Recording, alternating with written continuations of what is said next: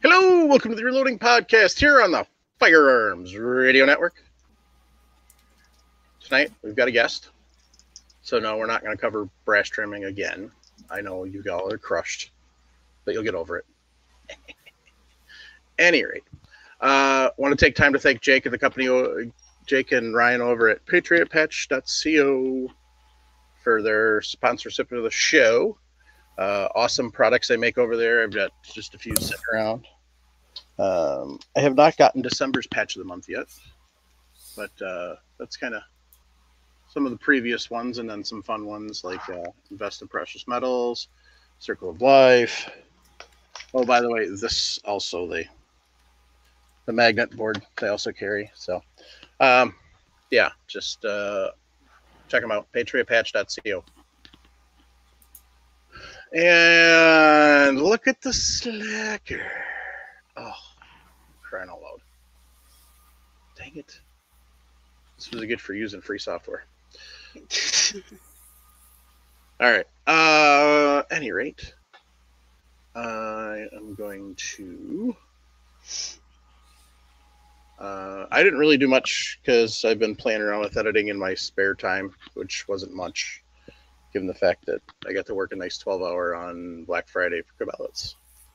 That was fun. Cashiering the whole day. So, the good news, it saved me some money because there wasn't a dang thing that I was going to go buy. So, that was the bonus. But, so, we're using StreamYard, and it can only do 6 at a time, I guess, because we're using the free still. Because I want to try WebEx before we commit to one or the other. But I haven't been able to get it together with the gentleman that's been setting that up. So basically what I'm going to do is I'm going to put Jason in, since he hasn't been on the show for 2 weeks. I'm going to drop out. I'm still going to be here. And then I can kind of switch if I've got something to add to the conversation.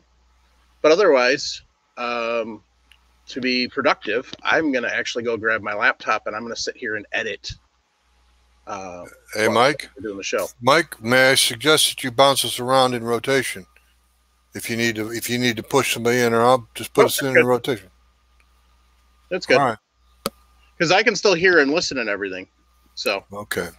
If I have something to pop in for, then I'll pop in. Otherwise, I can just keep up in the chat and then also on the YouTube. So thank you for bringing Jason in.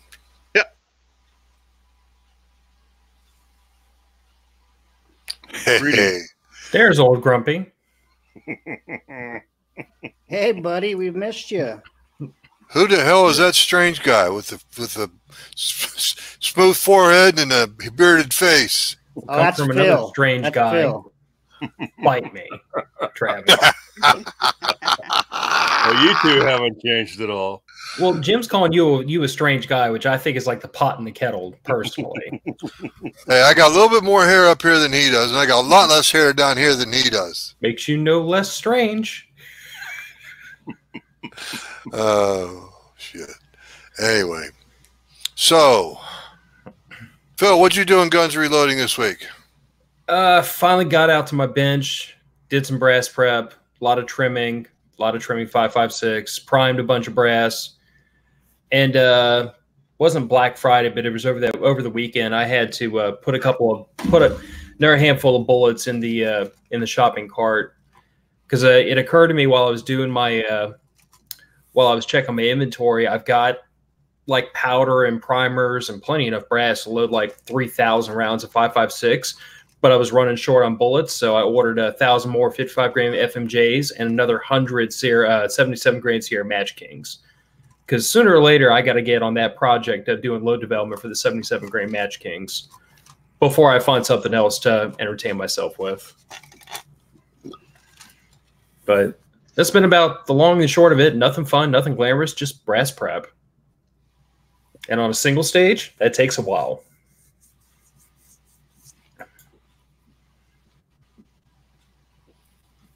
Okay, Jason, you've been out of it for 2-3 weeks now. Where you been? What are you doing besides making money? What do you do anything with Guns Reloading? Mostly I worked, Jim. That's why I wasn't available. But I did get to go up to Sportsman's Warehouse with the kids one day, Saturday or Sunday. So I just checked out some, binoculars and spotting scopes. All the stuff I can't afford, but I'm going to have one of these days. Well, Story of buy my once, life. cry once. Yep. Buy once, cry once, Jason. You know how that goes. I do.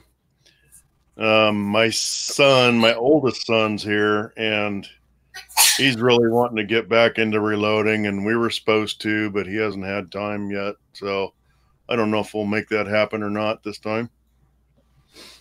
And that's pretty much it. Yeah, well, got to keep the wolf from the door. How about you, Miss Sharanda? What do you do this week in Guns Reloading? Anything? Oh, I did a lot of stuff. Well, Good. I got stickers. Mm-hmm. I couldn't resist with the logo the NYC Reloader had made for me in the Well, hold it up a little closer to the camera, lady, so we can see it, please. Pink Shears Reloading. Why not pinking shears? because they're not pink, they're silver. Ah. I actually do have pink shears. You create those accounts when you look over at something for the first time and then you just kind of have it for 32 years. That's how the name came. Well, Let's see, what else did I do? Oh, I got I showed 3 more ladies how to field strip and clean their guns. That seems to be the normal rotation with me for the last couple of weeks. I took another lady shooting on Black Friday for the very first time, and she bought her very first gun too. same So I day? was excited about that. Same day. She got a Outstanding. Canic. And just went and finished the last of my final 243s. So I'm excited about these because I'm going to be using them later this month. What's your recipe, ma'am? I don't have it memorized, Jim. It's on a piece of paper at home. That's good enough. But they are 55 grain. I remember that much. 55 grain? I mean, not 55 grain. I didn't write it on here. I'll tell you later. I got that somewhere around here. I'm not at home. Okay. Okay, that's fine. Picked up my rifle today, the 243. It's actually behind me. Ordered more groceries. It's my birthday month, so some of the strangest gifts have started to come in. I got defensive rounds. The rule is it has to be cheap. So I got defensive rounds as one gift. I got a compact field dressing kit for when I go deer hunting. Cheap, useful stuff. Love those. Order more bullets, clean guns. I just did a demo for reloading at an all ladies group. I have an inner city demo coming up next week, so I'm excited about that. And scored some stuff locally at my range, so I got some What you stuff got to there? play Cleaning with. kit? No. Can't read it. Curved something. She got the Hornady, the curved overall comparator gauge. Oh, okay. Yeah, and then I Those also are got important and valuable. yeah, and I got the modified cases for 223 and 243. Guess how much I scored all 3 of them for? Free. $20. Wow, you made out because you bought 3 kits for $20. Those probably go for $20 each. This was about 40, and the modified cases when I was pricing them usually run about $7, 5, 7, yeah, 10. Yeah. So that was it outside of brass prepping. I think I told you all about going to the big gun show, buying some bullets and primers. That was two weeks ago, I think. Anyway, the only thing I did this week was, I drove down to Florida to visit my daughter, granddaughter, son-in-law, the whole gang. And while I was down there, son-in-law gave me a 1-pound peanut can filled with about 12 to 15 pounds of cast net fishing sinkers. I will turn those into nice heavy-duty bullets. That's how you pack 10 pounds of stuff in a 1-pound can, is you fill it with lead. And, oh, I picked up, if y'all remember, maybe I didn't even mention it, I tried to do some annealing here last week, and be darned, I keep the bottle out in the garage with everything. The garage isn't heated, but it's also not cold because it's part of the house. And the propane bottle wouldn't yield any propane. It's 3/4 full. I have no idea why I couldn't get the torch to light. So I made it a point, and I went to Walmart, bought a brand new bottle, Coleman bottle, 2-pound bottle, and we're going to get back to annealing a little bit. And with that little tidbit, I'm going to let Travis in. It's going to segue over to Travis because he's got something special here going on. Okay. Well, first off, Sharinda, you didn't tell the boys that we kind of cheated on them this week or last week. We did another podcast. Another podcast. Good on you. Tell me. We'll talk about that later, but yeah, we cheated on you guys. Sharinda and I went on another podcast with Chico and Kyle. He's actually in the chats right now. The cool thing that I did was I don't have a propane tank to fire up. I fired up the Annie annealer, and I annealed a whole bunch of 223 cases over the weekend. Then, as you guys know, I've got the Mark 7 up and going. So with that Mark 7, I can process a ton of brass. So I hit over 10,000 pieces of brass on it. I've only had it for a week. So I've hit over 10,000 pieces of brass. I'm just sizing, decapping, sizing, removing the crimp, all that with it. But with 10,000 pieces, I did use an FW Arms decapping die and 10,000 pieces on a single pin, and it's still going. So with that leads us into our guest today, which is FW Arms. We got Will and Frank. How's it going? Hi there. Hello. So good to have you. So what did you guys do in Guns and Reloading? Not much. We're prepping for a move here. So we've been packing stuff mainly, but I actually just got an ammo bot in.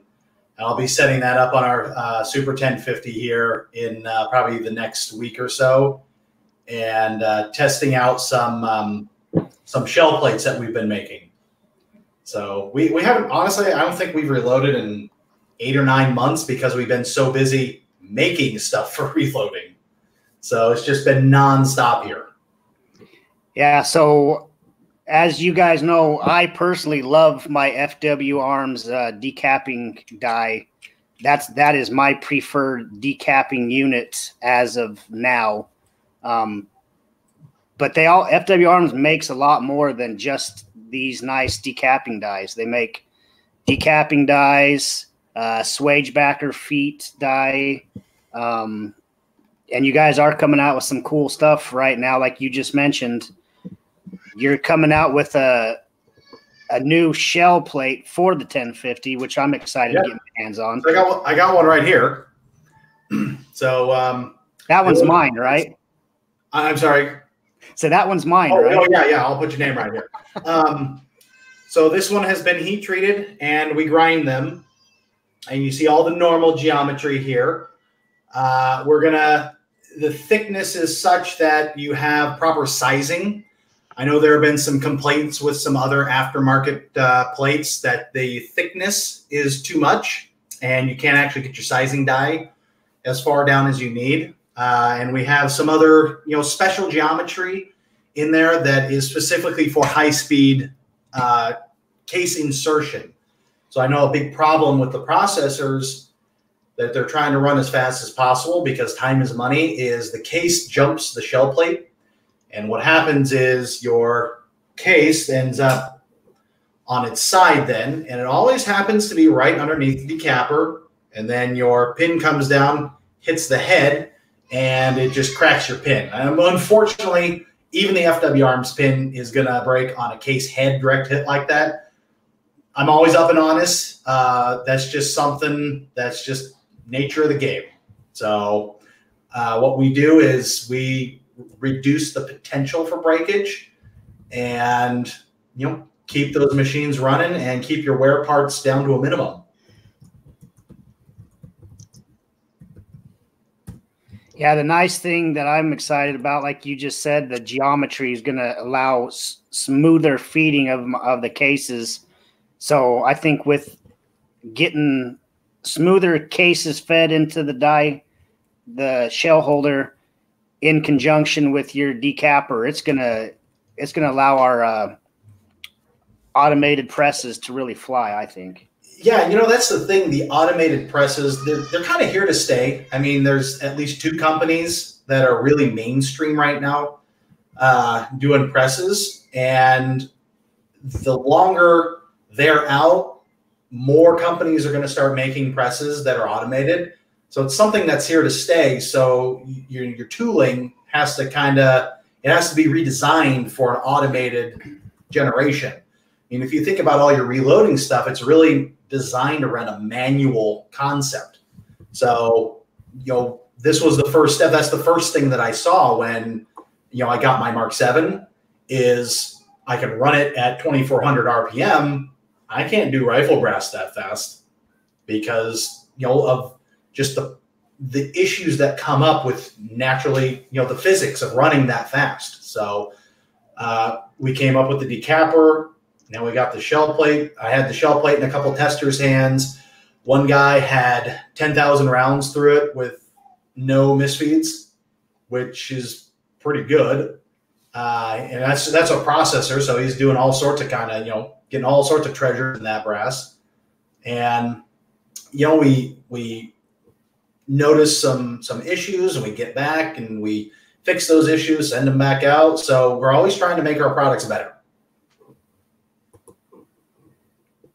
So I just got to ask, because we are the Reloading Podcast, what do you two reload for, and what's your favorite to reload for? Frank, what's your favorite? Probably the 45 ACP. Now, Frank was actually casting his own bullets. He actually made a mold for you. Yeah, I made a bullet mold for a 45 APC round nose and one for a hollow point. So he actually machined the cutter to cut the mold cavities. So, and Jim, you may like this. Frank also made another product specifically for bullet casting to help cut the sprue off. It's basically like a third hand. So those are in our new Las Vegas location. We can dig one out and send it to you, so you don't have to use a hammer to knock those sprues off anymore. So you can really increase the speed of your casting. Well, Will, the thing is, I cast hot. Okay, meaning I don't mind wrinkled bullets because I put A-locks on my bullets. Okay. I put liquid A-locks, Travis, on my bullets. Liquid love and A-locks. Anyway, now you started. I'm not particularly worried about exactly. No, I'm not particularly worried about a little bit of frostiness on my bullets. Yeah, thanks, Mike. Appreciate that. Anyway, I put a little bit of A-locks on my bullets, and I don't worry about that. What I mean is, when I cast hot, I use a Lee tumble lube mold for 200 grain semi-wad cutter. And when I cast it hot enough, I can actually, wearing my work gloves, I can actually cut the sprue while it's still just about, well, it's solidified, but just barely, if you know what I'm saying. Well, if you don't mind, you want to get your honest opinion on it at least. I don't think we've actually absolutely. Because as you know, on the 6 cavity molds, the Lee put the third handle on. Mm-hmm. But anything to increase production when it comes to casting, because let's face it, you cast 5,000 bullets, it gets old. It does. Yeah, it does. You need one of those machines. And Phil, I have some information for you on those 77 Sierra Match Kings. Lay it on me. Well, it's one of the things we load on our 223s. And we're actually using Benchmark on that with really good results. So it's temperature stable, and it's been very successful in those. And we're shooting those out of a semi-auto, out of a JP223 Wild barrel. I think they're 20 inches long, and I can't tell you the FPS on those offhand, but really good success on them. The Benchmark's one of the powders that's been recommended to me. I've got CFE 223, Varget, and BLC2 on hand. Yep. So that's probably where I'm going to start. The CFE 223, it's a ball powder. It meters like none other because it's a ball powder. It is not temperature stable. No. So just consider where you're shooting that. I'm kind of switch over to 8208 XBR. I put that in our 6.5 Grendels with really good results on that. It's a really versatile powder. They got a lot of loads for a bunch of different cartridges. So I'm enjoying that one. Believe it or not, I have never used Varget. I know that as a reloader, that sounds insane. I've started with some other powders and just never went to the Varget.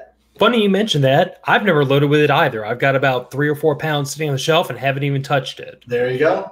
There you go. So I don't know. I mean, I came into a big haul of powder from the widow of an old school reloader that he'd passed on in the next life. His wife was just trying to get all the stuff out of the garage, and I happened to be in the right place at the right time, and she wouldn't take money for it. Just said, I want someone to make use of it. My husband would rather it go to a good home. And I'm There like, you go. well, it's going to go to a good home. Good. Very good. So, yeah, imagine my dad's surprise when I showed up on his doorstep with 2 8-pound jugs of Winchester 296. Oh. He's my dad. He raised me. I mean, I owe him. Oh, man. Hey, real quick though, Jim, while I'm thinking of it, would you give Marissa my phone number just in case? Okay. No. No. No. It's already spoken for. But listen, I got to ask the question that I know everybody on the panels and everyone listening and watching is dying to know. Frank, are you A-locks or powder coat or traditional lube groove on those cast bullets? I use A-locks. There you go. I've seen the powder coating of bullets. It seems like a lot more trouble than it's worth. Where's the mute button at? How do we mute these guys? I think I hear Travis crying on the inside. You kind of going back to switching gear. What else we load? We do 9, 40 Smith & Wesson. Frank does 45. We got into 308 and 6.5 Creedmoor. That's kind of what our lineup right now. And then 6.5 Grendel in all those. I got a question for Frank. Yes. What do you put on the rest of those bullets you reload? Those handgun ammo. I've only used cast bullets on the 45 ACP. I see. Thank you, I sir. use just a standard copper jacket on everything else. Very good, sir. I'm kind of planning to do 9mm, but I just haven't found the time yet. Thank you, sir. You know where I was going, but that's okay. We'll save that ammo for another day. Okay.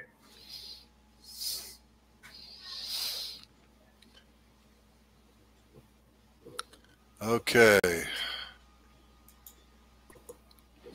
Well, I'm still in shock. I'm kind of speechless. Travis, shut up. Shut up. You're just digging the hole deeper. So, but I do want to know, like, we were just talking about annealing. Jim's got the annealies. I've got the Annie. I know that you guys, Frank, did design something specific for the Annie annealer. Would you mind talking about that a little bit? Yeah, you want to go ahead? Okay. I worked on that a while.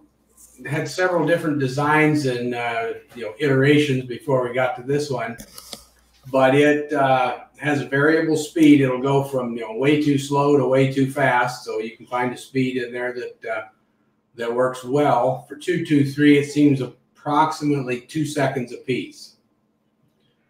And I know there's some controversy about how hot to get the neck of a case. Some people like to see that thing really red hot, and I kind of tend to run it just red or just a little hotter than that, but not. If it starts to get yellow, it's overheating. You're starting to burn the zinc out of the brass. Yeah, that zinc will actually burn out of the brass. So, and it's very uniform because it has a rotary motor, just an ordinary little gear motor in there to push those cases out, and it is very consistent. And it doesn't rotate the case. We used to have a Girard unit. It's a nice unit. I got nothing against that unit other than the stacking. We got sick of the stacking. And there was a lot of downtime that you could have used annealing, where it was, feeding the case and getting it into position. So Frank came up with the idea for this little feeding unit here. And you can run it off a standard collator. We include all the tooling, so you can have a piece of gravel guard that goes up to your case feeder, your collator. It'll just drop the cases down. I kind of did a bonehead maneuver. I grabbed one of these guys off the shelf, and I forgot the bushing. It has different bushings in it for different parent cases to make sure that the cases can't tip back and forth as the feed arm goes back and forth, or else I would run it for you. But we have a positive grip system here to grip onto the cases. And all this here is anodized, hard coat anodized. And you just connect your ferrite core to the unit, and your case, let me get a case here. Your case just lines up in between the ferrite core, and you can adjust the unit up and down based on case height and where people like to have their cases annealed. Some people don't like to have their annealing go down so far. Some people, it seems they like to get annealing to go down half the case, which is a little odd, but who am I to judge? That's their brass, not mine. We just give you the mechanism to do it efficiently. So what you guys, just for those listening, what you guys are talking about is, for us that have an Annie annealer, you have a honest case feeding unit to automate our little Annie or our super Annie. Yeah. So you could just fill up a case feeder, turn it on, and does this unit actually controls all the stuff? Yeah. So Garrett over at Fluxion, who designs the Annie, he put in, you can use your 1/8 inch speaker jack. You have a male end, and he has a plug that goes in the front of the Annie unit, and all it does is it receives a signal when it's time to turn the annealer on. And we've done the same thing in ours. You can just plug it in right here. And when the case gets into position internally, it just clicks the signal, sends it through, and tells it to anneal. The nice thing about the FW Arms case feeder is it's already grabbing another case and feeding it in while one case is annealing. So your downtime is about 0.1 seconds. Now on the Super Annie annealer, Garrett has made it such that it's 100% duty cycle.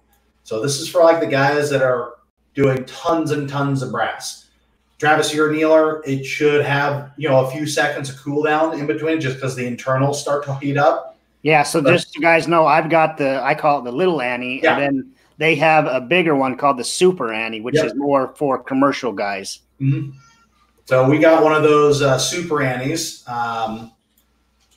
and we designed this guy around it, and that will just go and go and go. So generally what we do is we'll load up our case collator and just hang out, and we actually have our brass go into a bucket of water just to cool it down, just to stop that heat from traveling up the case, because brass is just, it'll suck heat like none other because of the copper inside there. So there's some controversy. Some people don't know that brass will not harden in water.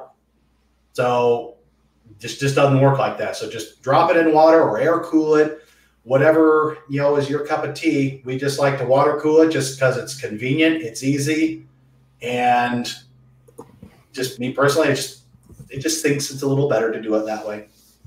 We don't have to worry about cases dinging up on each other. And one time we had to go into a cardboard box. We had all these little brand marks in the cardboard box from the brass hitting the cardboard. So anytime you're heating up something like that, it's somewhat of a fire hazard. So yeah, I know Jim and I have gone back and forth talking about dumping our brass into a bucket of water.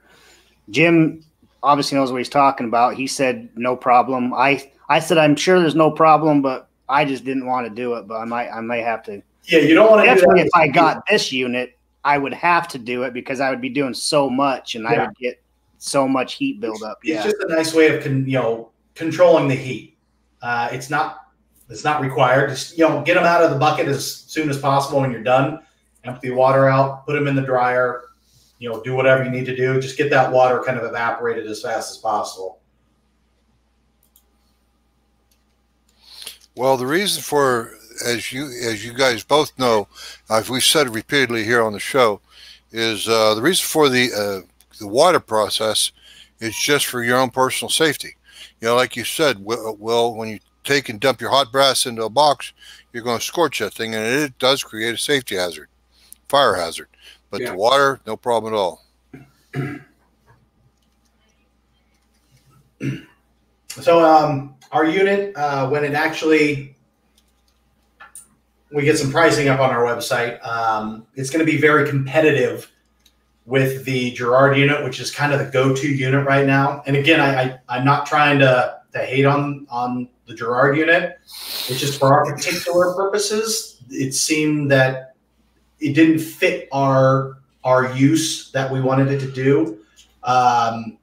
This unit, the FW Arms unit, that'll do up to 30-06. Yeah. In your, that's basically what your collators, your standard collator will collate up to without any kind of specialized tooling. So you can do up to 30-06, and you don't have to change any parts except for the bushing. Yeah, I think this is awesome because I've got a 5-gallon bucket. Like I said, I processed just over 10,000 pieces of 223 over the weekend. Mm-hmm. I've got 5-gallon buckets sitting under my bench here. That would be awesome to be able to take that bucket and start filling up my collator and just automate that annealing process on all my brass. Oh, it's great.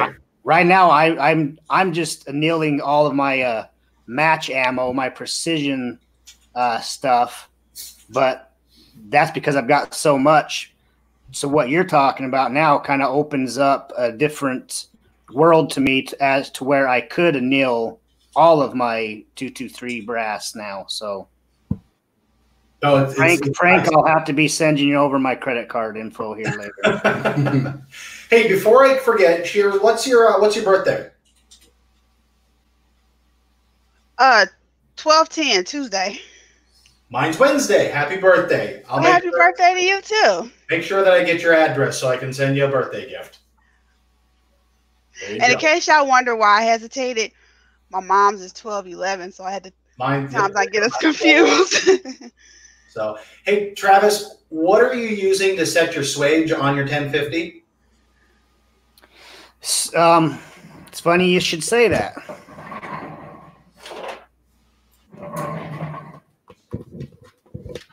I just got this in today. Okay. So okay. I got this. Actually, set your swage though, the depth. Oh, to set the depth. Yeah. So what I'm doing is, of course, I use a FW Arms swage backer die, and I take a whatever caliber or case I'm using, and I've kind of just machined off a window out of it so I could see the pocket. So I just stick, let's just say this is a 9mm. I shove a 9mm case in there, drop the press to its lowest downward position, adjust the swager up into the pocket, and then I adjust the FW Arms swage foot backer down to give a little downwards pressure onto that case. Very cool. Just wanted to tell you, just because, and you're already doing this, but there's a company that actually makes those little guys. And the nice thing about these is they're not a case. They're turned a little thicker. It's all right if I mention the company? No. No, it's not all right? No, go. No, I thought. Oh, no, go ahead. It's a guy named Matt LaCroix over at Ammo Brass. Really nice guy. He's been a big supporter of mine since our testing phase. So I'd like to, give back because he's been really, really helpful. He's one of the larger processors in some of the groups that I'm in. So he sells them. There's usually, I think, there's 3 different sizes. There's a 308, 9mm, and 223. And they're nice units, and they're designed to last. So if your listeners out there want to go check out Ammo Brass, let's make sure real quick. Mike is on the sidelines. Hopefully Mike got that name you're talking about. If not, maybe you could type it up for us in the private chat. Bust over the keyboard here. Put it in the private chat so Mike can make sure he adds that to the show notes and get it out there. Because is this by chance the same guy who actually does a lot of scribing and stuff on the brass too? I don't know. We've never talked about that. Okay. But I got the website right here. If you can give me somewhere where I can put it. Yeah, you can put I don't it. know if you want me to put it in the private chat there. Or... Yeah, put it in the private chat. Mike will add it to where we need to. But no, that's cool because I've just, like I said, I've just taken the case and cut it up, and my backyard machining skills aren't that great. So I threw one on our mill and made one before I knew Matt, and his turned out much nicer because they're designed to do that. Yeah, and for those who don't know exactly what we're talking about, it's really nice to so like say I run a 1050, so the 1050 has a built-in swager. But you can just picture this with anything. Let's say you're doing it on a single stage. Mm-hmm. It's really nice to be able to take a case that you're using and have the primer pocket visible so you could see actually how far up your swager is going into your primer pocket. And then you can also look and see, in this case, the FW Arms swage backer coming down and applying that pressure on your case. And you can get a very clear visual as to what is happening versus kind of just guessing that you got your swager far enough and you've got your swage foot far enough. It's these pieces Will's talking about, it's got a cutout so we can actually see exactly what we're dealing with. And that honestly is, to me, that's a big deal. That's a lot of these things, like the add-ons that you can do. I mean, these things are under $25 and they're worth every penny of it if you're doing a lot of, crimp stuff. I know swage depth is sometimes one of those worst things, especially I love the 1050. Some of the stuff, the adjustments that you make, you can tell it was intended to set and forget. They didn't want you to have to get in there and reset something because resetting the depth on those things is awful. I love the press, but they got their quirks. I'll give them that. So I changed that on the 1100 and 2000. Well, I know, let's say Jason's got a swage it on his 650. This, what you're talking about is still going to be perfect for him because I don't know how much Jason's been swaging lately, but he's got the setup now. So if he could just get one of those pieces of brass, he's going to visually see exactly what's happening. And I like a lot of gear and I like a lot of tools and I like to be able to know exactly what's going on. That's why I like some of your stuff because it gives me so much adjustments and the ability to tailor what I'm doing to what I need. Yeah, it's good versatile system. I was just going to offer an alternative point of view because I'm like the polar opposite of Travis in the fact that I'm still butting heads with reality, loading all my ammunition on a single stage. Mm-hmm. Like I still load on the rock chucker I started with years later. Haven't gone to a turret, haven't taken the dive into a Dillon, and I load thousands of rounds. Not single stage. I put it this way. I've got local friends that are reloading buddies who are shocked I load as much as I do on a single stage because it's one of those things where when I tell people how many rounds annually I reload, they're like, that's not that much. And then I tell them it's on a rock chucker. They're like, holy Jesus. But when I got a hold of y'all's Swagebacker, I was using RCBS's, their press mounted, the die with the swage foot in it. And I was guaranteed to pinch the holy hell out of my thumb at least once every session because at least the way I was doing this is you can't just stab the case down onto the anvil or onto the mandrel and then press it up because you'll smash the case with the swage foot. You have to actually work the case up onto the swage foot, then bring the mandrel up and then press it home and then whack it to get the little cup at the bottom to pop the round free. But you were guaranteed at least once to get your thumb in the wrong spot and not move it fast enough and smash your thumb with the press. Yep. But your swage foot stops that because all I have to do is literally put the case on the mandrel, and if it's pointed even remotely straight up, it's going to go. Yep. It's the testimony I used to give to people. I'm like, when you take a tool that's designed to be used on high volume progressive presses and you run it in a single stage and it still saves you tremendous time, that's noteworthy. Like you don't have to have $1,000 Dillon to make this thing run. You put it in a crusty old rock chucker, and I immediately saw the benefit. And I'd like to kind of touch on one of our philosophies at FW Arms that Frank and I have always done. So we just got into reloading stuff as deeply as we are within the last year, like the decapper and the swager.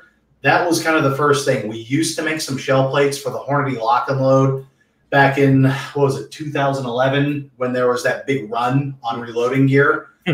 Frank had just gotten a lock and load, and he wanted to get a number 16 plate for 223, and he couldn't find one. So we started machining them. We were doing really good until Amazon changed their policy. So we got kicked off of Amazon and we got kicked off of Etsy because everybody changed their policies at that point. I don't know why Etsy kicked us off, but they didn't like that we were selling reloading stuff in their volume that I guess we were. Reasons. But we saw on eBay that they were selling shell plates for like $100. And we thought that because it was supply and demand, and while we like the idea of getting a lot of money for your product that you made, just jacking up the price because you can, it was ridiculous. So we got back on and we were selling two kinds of shell plates, a standard case hardened 12L14, which is kind of your standard shell plate. And then we had a premium plate made out of 4140 that we heat treated for rifle cases. I don't know how many of you have ever stripped out a shell plate with a stuck case, but that's a thing. And you can actually, I'll just grab the notch here. People can actually shear out the notches on their shell plate by trying to wrench out a stuck case because they didn't lube it. I'm guessing that's more common on a Dillon than it is single stage because I'm imagining to myself how on earth you could get a shell holder to break before it just rips the case in half. But believe it or not, people use carbide dies, and one thing that some people go is, "Oh, you don't need to lube on carbide. You need to lube everything. Just lube your cases. It doesn't cost that much, and it rarely takes any time." Don't look in my garage; I'll upset you. Oh yeah. We got those plates up there, and we were selling them for under $50 for the premium ones. And we were selling them for, I think, around $30 for the standard, which is what going rate was. We try to have high quality stuff at a reasonable, fair price. So we didn't run a Black Friday sale because our stuff is priced considerably lower than most people have said it should be priced. So we give you year-round good pricing and we'll give you good customer service. So we try not to ignore our customers. I can't tell you how much help I've had by taking constructive criticism. This decapper and swage unit would not be what it is without everybody telling us, hey, I'm having a problem, and me going, oh, let's talk about this. Let's figure this out. So we won't turn people away because they're crapping on our product. That only helps us make a better product. Yeah, and I mean I don't know. What you're describing in the way of customer service is what I've heard from pretty much anybody that's had any dealings with y'all, and it's noteworthy when you have to look high and low to find somebody that's not happy with your product. Yeah, and honestly, there may be some people out there, and I can't want them. Tell me why. Tell me why. Let's make this right. So, I mean, we went from, this is one of the first production units that we made. Really rough looking, and with everybody's help, we turned it into this guy, and it's even better now. So, and then we have a kind of a newer decapper coming out. Not really a full decapper, but everybody knows this. It's your standard Lee universal, but if I can find my wrench here. What we've done is, some people aren't ready to move to our product yet. I tightened this thing up because of the collet, but we made a guide rod for it that will take our pin. So now you can have your Lee universal, and it has a replaceable tip. And boy, and now I'm wondering why I actually put this thing in so tight. Let me get this guy. Because everybody puts it in that tight. Well, that's, you know, the Lee universal, it's a nice unit for what it is. It's cheap. It's quick. They wear the pins just by their nature. They're not meant for kind of a high volume. And you can never get them, you can never seem to get them tight enough, or they're too tight, and the Berdan sensing isn't working. But we've made it so you can actually, here's our unit, you can actually have a replaceable tip that uses our tip. So we're going to start putting those on our website for people that aren't quite ready to go to our decapper yet. So there are some people out there, and you got, when it comes to reloading, you got to do what you feel comfortable with. So you have to come to the decision to upgrade your equipment on your own. Hey, Will, question for you. Yeah. Haven't you actually shoved that pin through Berdan prime brass? Oh, yeah, all the time. Like intentionally or accidentally? Oh, yeah, I mean, we had to. I mean, no, Will's got, go on, tell everyone where we can go see these videos, because there's videos of Will punching them sideways, every pieces of brass sideways, punching Berdan primer. Yeah, if you go to youtube.com and just type in FW Arms, you'll see our page, and we have some videos up there. I went and I have I think my Facebook profile and my Instagram profile. They're all the Berdans that we did in a row. And there's like 13 or 14 there, and I just got bored going through them. So I bought a bunch of 308 Berdan from place just to do this, and just single stage, just kept crunching them through. And then I have a couple videos on our 1050 with our Mark 7. I don't like doing it on the auto drive purposely because it's kind of hard on the motor, because you have to turn the digital clutch up. So, and just purposely trying to drive through that, I figured, I don't want to stress the motor. I don't want to burn the motor out just because of that. So I'll hit enough just by processing brass on my own mixed in there. So, and just kind of go back to history of how we made this. Just like Travis, I got a 1050, I got a Mark, and I kept breaking pins by going too fast. And the wobble was just killing me. I can't tell you how many of these guys that I bent right in here, just the shaft after I broke the pin, because the pin would actually end up on the outside of the case like that. You'd break the pin, bend the shaft, Right. When we break these pins, it's not because we're actually hitting something. We're not hitting the bottom of the brass and it's breaking the pin. It's because the wobble of the brass, the pin is sliding down the side of the case and actually bending the pin and breaking it when it gets to the end of the stroke. Mhm. So that's the nice thing about Will's unit is it's got this guide bushing. So my brass, when it comes around, it's got a little bit of wobble.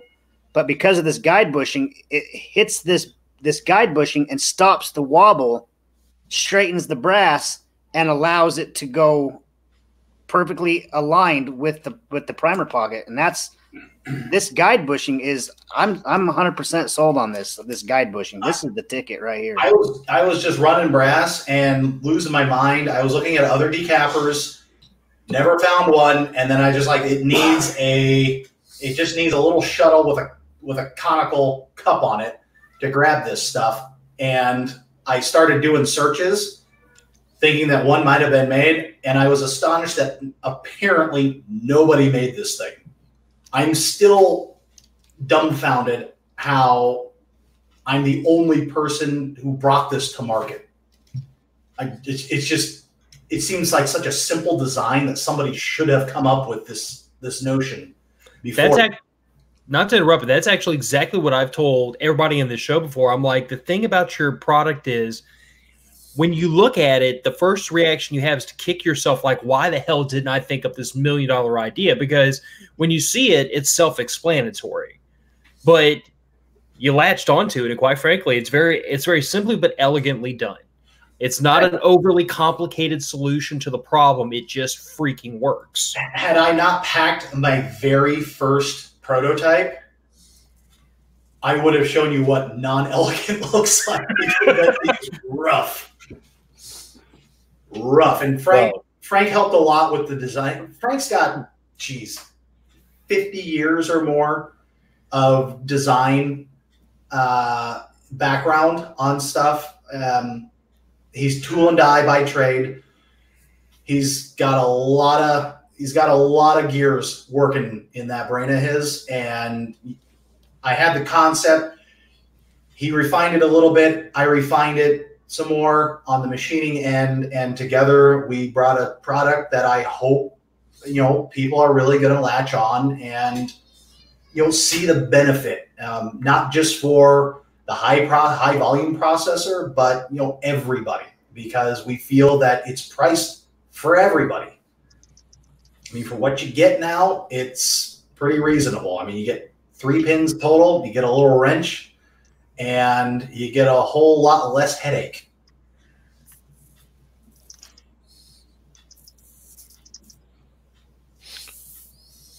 I don't know what else to really drop on you. I mean, okay, here's a question.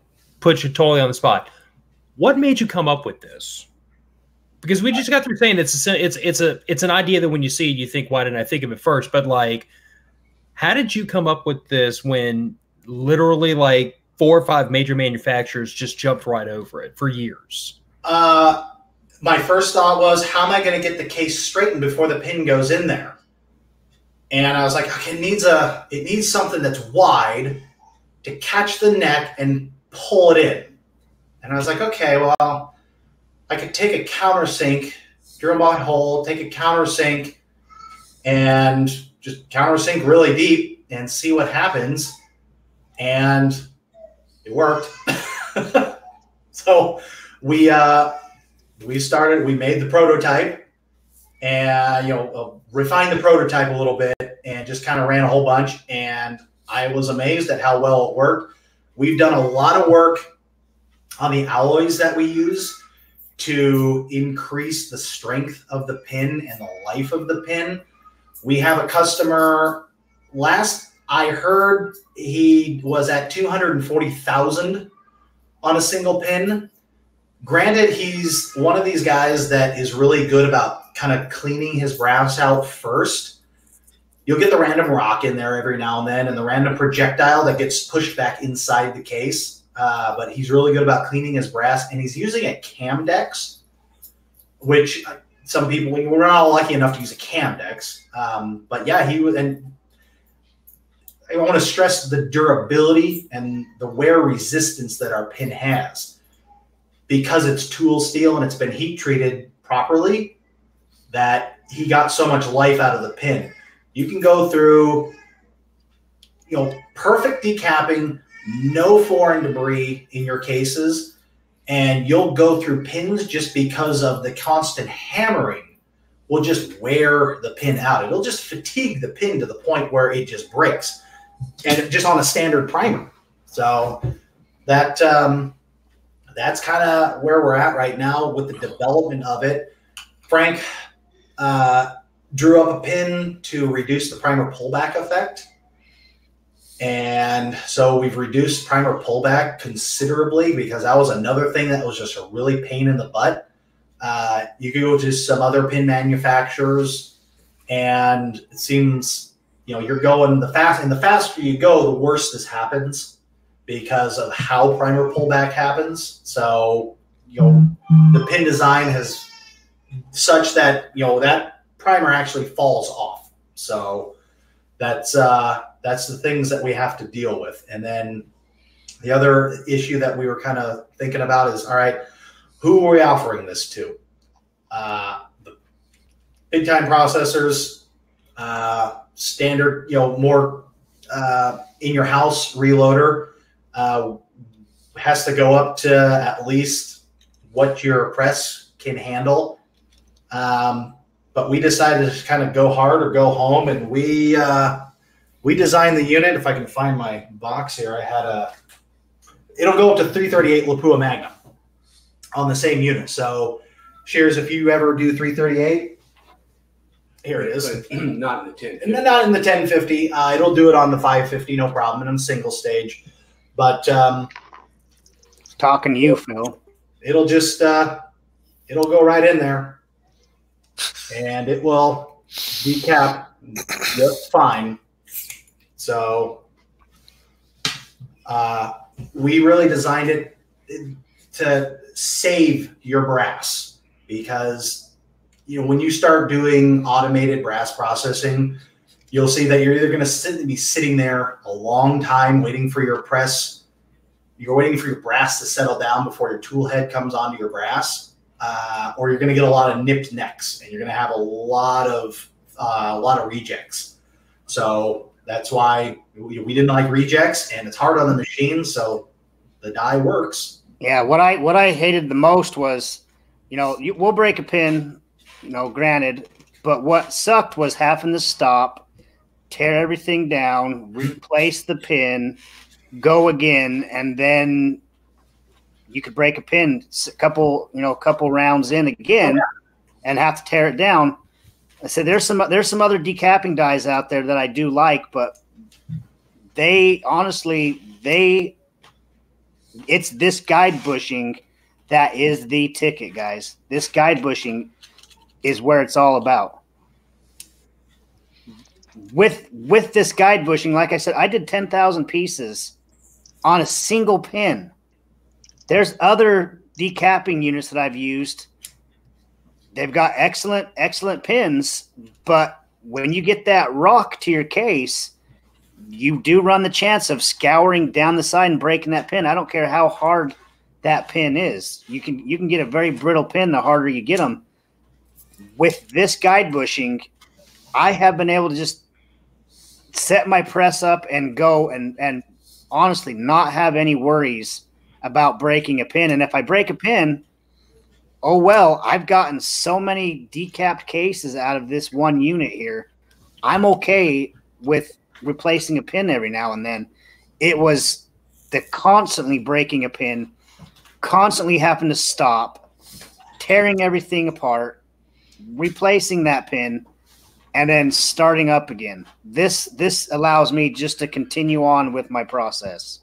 And we try to make it, we hated buying new pins. That was the worst. You break a pin, you got to buy another one. So we've tried to price the pins so you're going to get some value out of them. What I'm trying to do now is bring up a website here. What I want to do is I want to offer your listeners some discounts for listening today. And I was going to put the link in the private chat there. Mike can take it over here, and they can see some of our other products here. But if let me get your discount code here. If you want to put this discount code in at checkout, we'll give you 15% off. Take that up there again. So it's episode 280 that we're on. So go ahead and plug that in there, and you'll get 15% off your order. Thank you. That's very nice of you. Absolutely. And that's going to be, you know, not just on the decapper, but anything we got up there. One of our other products that we're going to be coming out with, again, is our best bench mount spotting scope stand. I don't know how many of you use the larger spotting scopes, but if you ever try to adjust it, you know, you'll get your picture, and then you'll tighten everything else up, and then you let it go, and it sags a little bit. So we have a bench mount unit that does not sag. So even on the largest of spotting scopes, that thing's, you know, pretty robust. And on one of our versions, we have a micro adjustment. So if you're doing a lot of long range stuff and engaging different targets at different ranges, all you got to do is just crank the knob, and it can go up and down and micro adjust, because that's the other thing. When you adjust and you're trying to zoom in, it just seems like it's moving all over the place. So this way you can really just zero in on your target and just crank it wherever you need it, and it stays. Well, when is that case feeder going to be up on the website? I'll try to get them up there soon. We have a limited supply right now, and we still have to kind of work with Garrett to make sure that everybody has the same out-of-box experience. Yeah, I love my Annie and Neeler. It's awesome. Oh, it's a great unit. Great unit. Love it. So I can't say enough good things about it. So we when I saw one of those things, I can't actually forget where I saw the Annie first, but yeah, I was sold. I was like, this thing is pretty cool. And a lot of people think that on your ferrite core, when you're not if you don't have the full coil, if it's going through your ferrite core here, you know, or it's not turning, some people think that you're not going to get an even anneal. The heat doesn't work like that in brass. It'll travel all the way around, no problem. And what the ferrite core here does is it elongates your magnetic field. So it's not a sphere, it's more of an oval. That way that your magnetic field for the induction field isn't going down too far into your brass. So you can set it pretty good, and it's not catching anything else. Kind of more focuses the heat. Yeah, but it works very well, and you get a very good anneal. So that brass conducts heat pretty good. So you shouldn't have you don't have to worry about your case if it's not turning perfectly. Well, it looks like Mike's got an FW Arms decapper and some brass set up in his press right now. So just for fun, I grabbed a 303 British, and I am 99.9% sure this is Berdan primed. And so, I really don't hope I have an Elion moment here with this Cybertruck. Oh, no. And actually, that's funny. No, that figures. I grabbed the one box that isn't. Dang it. Anyway, so I will go back to silence and shame since I grabbed one that actually is. But you know, if you hadn't said anything about that being Boxer Prime, you really could have played that off like, wow, punched right through it like it wasn't even there. Right. So, but I will find one that is Berdan primed and actually check to make sure before I do that again. Well, if I have my universal decapper, I've got a whole bucket of 760x39 in the garage that's Berdan primed. Unfortunately, the D primer's not on my bench right now. Slacker. Yeah, well, Carl, my father's in the chat, so somebody can blame him for it because I loaned it to him. We also have pins for the 1.6 millimeter holes that some Lapua brass has. Oh, that's important. I think some of the common European calibers also use that extra small flash hole. Is that like maybe what the Palma brass uses, or That I don't know. I know that a lot of the Lapua brass, it's really common in the Lapua stuff. Yeah. So I have one of those. It's the same type of tip. It's just smaller diameter. I know that's not fun, but, generally not. You're not going to run into Bourdain stuff with that, so you don't have to worry about it being so robust. I mean, the diameter on that pin is about 55 thousandths, 54, 55 thousandths. So yeah, we're pretty good. It's only the Lapua brass that has that. There's a couple other brands out there that it's kind of goofy, but it's basically because they're lazy and they don't intend on it ever being reloaded. So the primer flash holes are actually just not uniform. They're different sizes. I won't mention those brands, but Is that the same brass that has the flash hole that's off center? Yeah, that's one of them. Those are the worst. Yes, they are. That automatically goes into the scrap bin. So, but I forgot what I was going to say. By the way, Phil, your dad left you a comment in the chat about the decapper. Now he and I have had this conversation before. Either he's going to give it back to me, or I'm going to get it in my inheritance anyway. So I'm going to get it back eventually. That's why I encouraged him to buy the 650, because I'm going to get it one day anyway. That's right. Because I'm going to make damn sure we don't bury you with it. Every time I threaten that, though, he just tells me he's going to will it to my younger brother just to spite me. No, I can never see him saying that. Have you met me before? Where do you think I learned it from? Exactly. He cannot. There's no one on earth that knows him that he can try to tell I am XYZ ABC, because he's the one that taught me. So if ever I give him crap, it's because he taught me how to. So, Will, do you have a lot of that also that you've picked up? What, from my dad? Yeah. A lot of stuff. It's all good. Correct answer. Why is your dad chuckling? I know. I sense inside joke. No, we've worked together. So we own a business together, separate from the firearms stuff, and we've been working together as business partners for maybe 20 years. I worked at our shop through high school. I learned a good work ethic. I was staying out of trouble and just learned a lot about working on machines. He was not going to bring me on board as necessarily a partner unless I went to college, because he's like, you need to go to college. I actually ended up going to a trade school in Northern California. At the time, it was one of the best, with the instructor, Dave Johnson at DVC. They had one of the best machine tech programs. And I learned so much just by working at the business that it was very easy for me.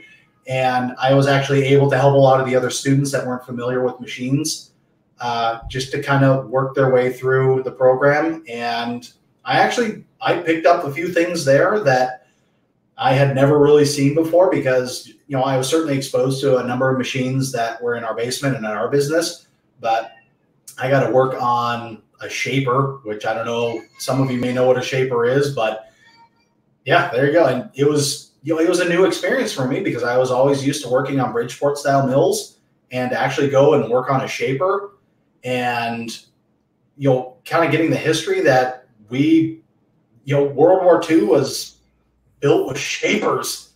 Yep. It was crazy. When you think about what an actual shape, what a shaper actually does and how it works compared to, a vertical mill. So you start to get a real appreciation for the machining process. The shaper's worst problem is it's slow. Oh, yeah. Yeah. Oh, yeah. But it's damn accurate. Mm-hmm. So we got to learn, run those machines, just kind of more of the machining process, just kind of thinking outside the box. Learned a lot of that from Frank. Just if you're not failing ever, you're probably not doing enough stuff. So it's you got to fail sometimes, so you know what not to do, and you figure out a better way. But yeah, I've learned a lot from Frank, and he's been nice enough to be a great dad and work with me and not really yell at me when I was making mistakes. And we've had a successful partnership for many, many years. So Thank you, Will. well, I've learned a lot from Will too. not as much. Well, business management is a very, very critical skill. I pay him back. I process all his brass and load all his rounds right now. There you go. So Jason, you wouldn't know anything about that, would you, bud? No, sir, I would not.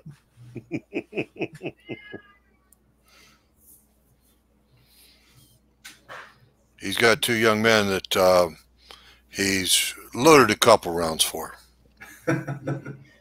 hopefully one day one of my daughters will load rounds for me.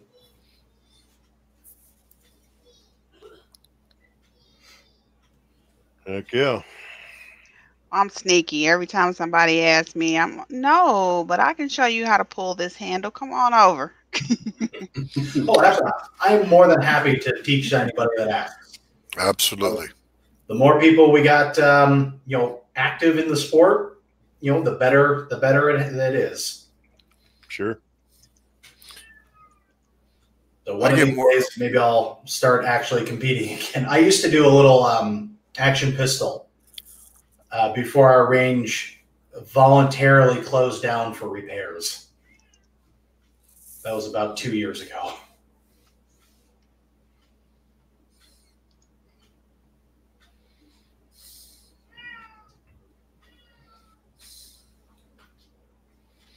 So I've actually got your web page up on my screen, and specialty gun parts for gun lovers and enthusiasts. Does that sound right? Yes, you're probably on the home page right now. Yes, I am.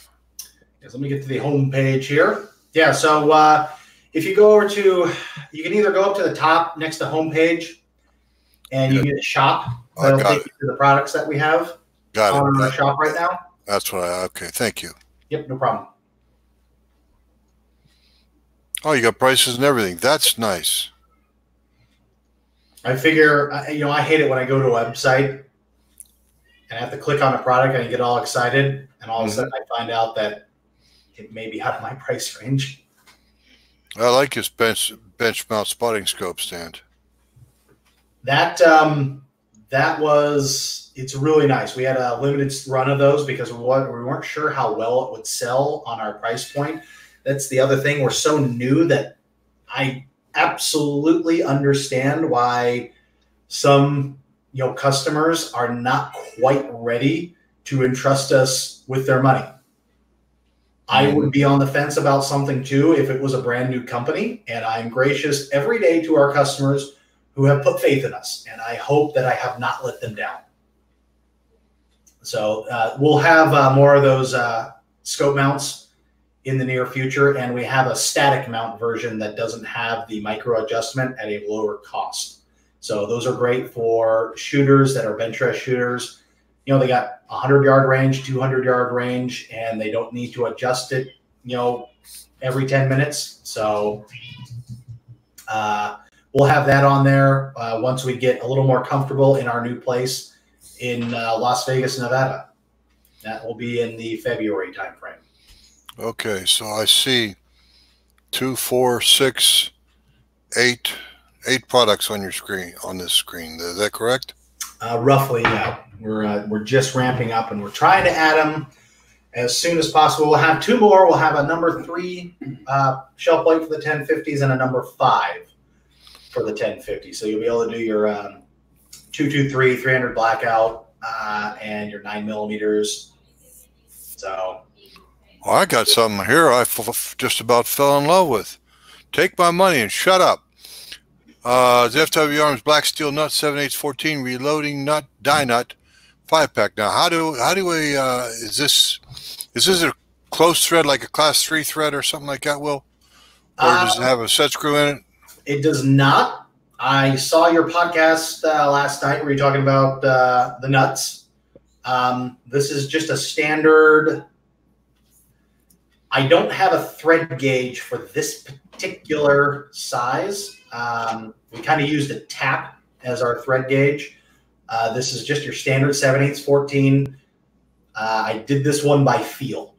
So they all fit on a standard 7/8-14 thread. So we tried it on a Redding die, the Lee die, our die. It all fits very nicely, nice and smooth. And each one of these generally will get tested before we send it out, just to make sure.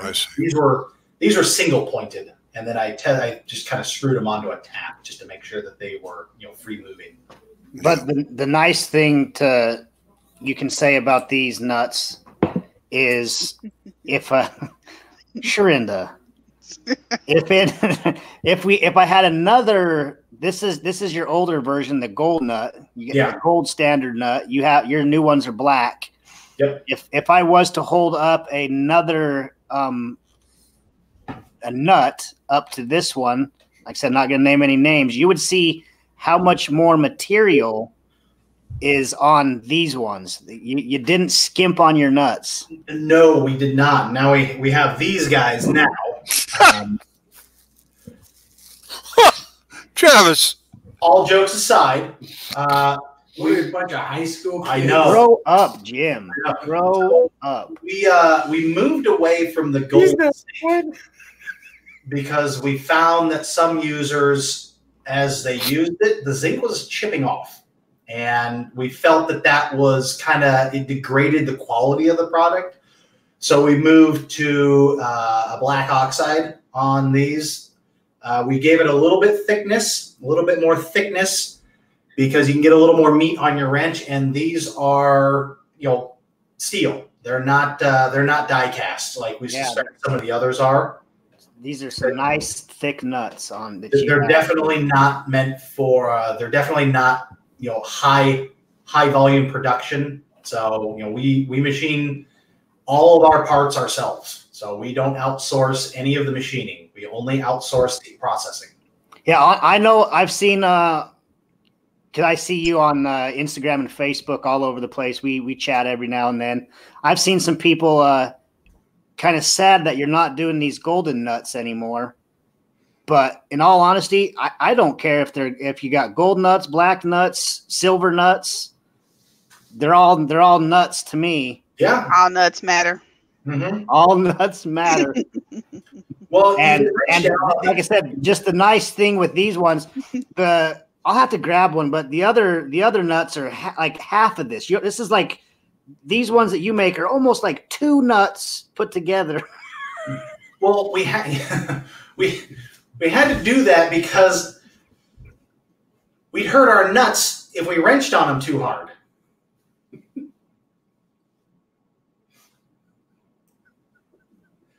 You like what I did And there? the whole show derailed right there. But no, in all seriousness, we've damaged our nuts playing with them too hard. No, seriously, it'll happen. I mean, I'll show you my damage nuts. See, I got. Stop.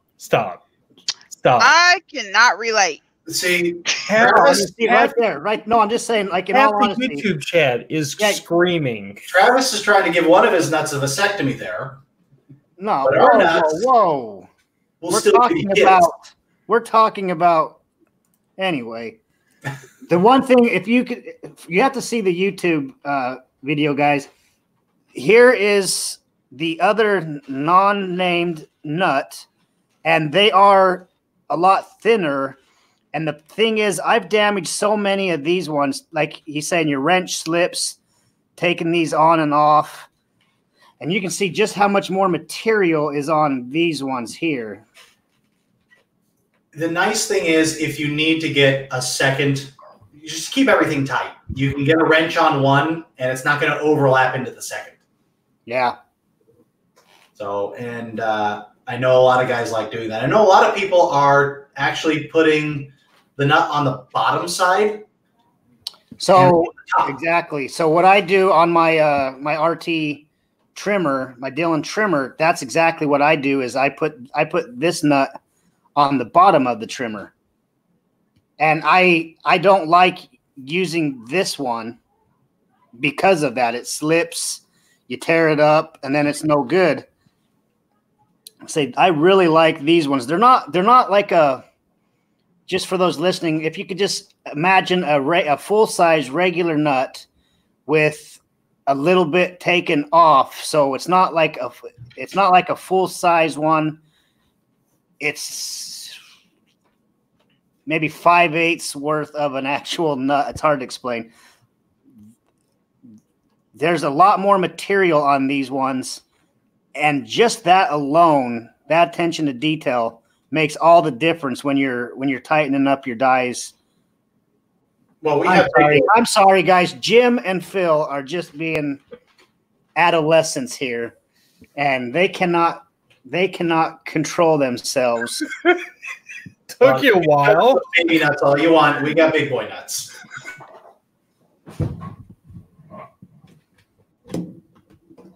We can't even talk about nuts on the show without these two adolescents here. What kind of world are we living in right now? Okay, so this non-named one is 1/4 of an inch thick. Should be about And 3. basically this one here is 3/8 of an inch thick. And you said you're selling these, did you say individual or a pack of 5? 5-pack. I think a 5-pack, 10-pack, 5-pack. 5-pack is $20.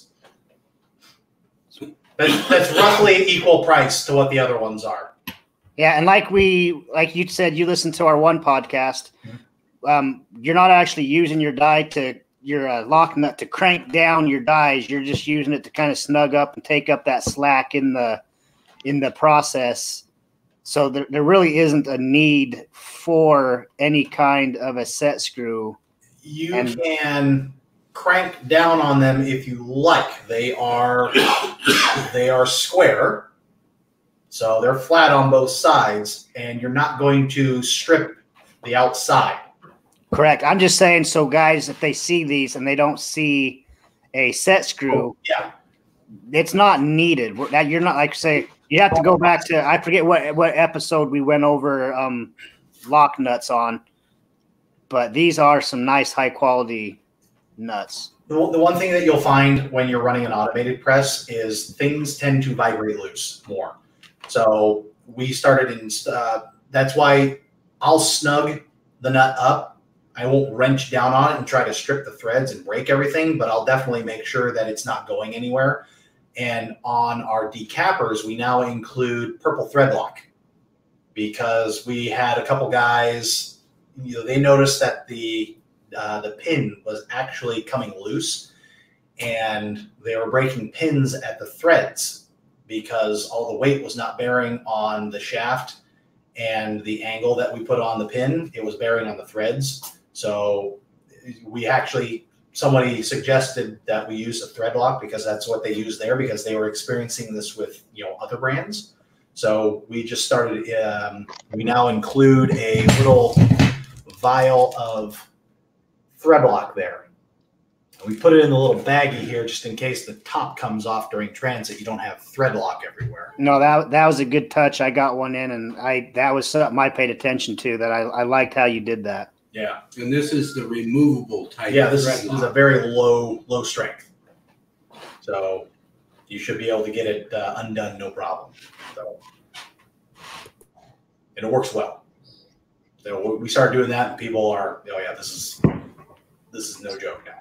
Right. So the last thing on these, would you say? Do you have the biggest nuts in the industry?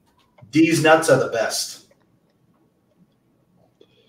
The hex is, I think, the same size. Oh yeah, it's a 1 inch. It's a 1 inch across the flats. Yeah, like I say, these ones are measuring 3/8 of an inch. So I think those are the thickest that I've seen. Thickest, right? That's the word I'm This looking for. particular. The Lee one, it's specialized. It has that little rubber gasket O-ring on it. Yep. I think that's 1 1/8 or 1 1/4 across the flats. But I mean, that's an aluminum No, one. no. Simply- Yeah, and that's one thing I don't like is when you get the other ones that, like you said, are 1 1/8 or whatever.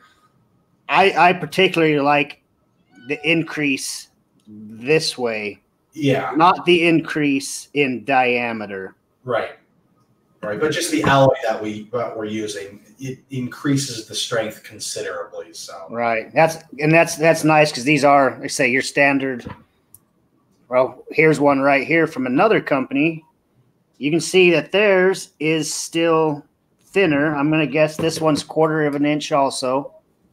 It's just bigger than 1/4 of an inch, but it's a lot bigger in diameter. And that, for me, when you've got different dies in there and you have to use 2 or 3 different wrenches to remove them, that's a real pain.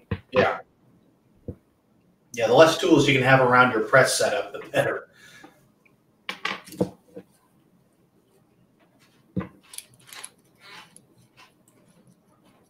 So, Mike, are we going to be doing? Hunt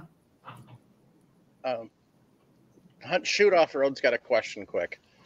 He wanted to know about the taper. If it's where'd it go?